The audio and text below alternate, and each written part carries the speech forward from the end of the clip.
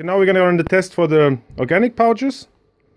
We recommend also to enter the pouch here on the conveyor and onto the conveyor belt in this direction. Always transport the pouch on the long edge. Here they have the two sidebars which keep the product in place to assure that the alignment is right.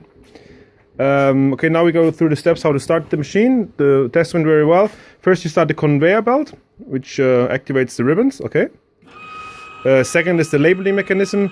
With the conveyor belt you could actually test if the product runs through. Then you start the labeling part. Now the sensor detects the product and will shoot a label onto the product.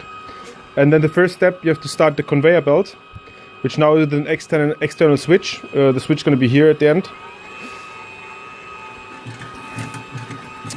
The meaning for that is the input hopper has a separate motor which runs slower than the actual machine to make sure that there is a gap between the product. There is a gap needed to separate each product from each other, so the labeler know when to shoot the label onto the product.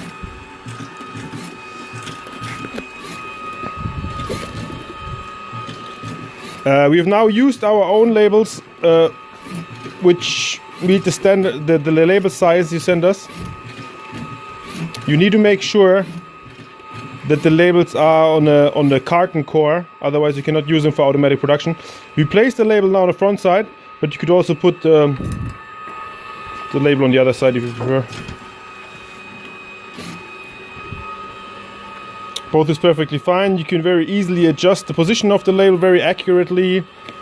As you can see here, put two next to each other, the labeling position is exactly the same. Even if you label above each other, as you can see, there's less than a 10th millimeter tolerance. So you can very accurately position the label. You can change the X position by moving this sensor back and forth. You can change the Y position by just moving this, which moves the complete labeling part in the Y axis.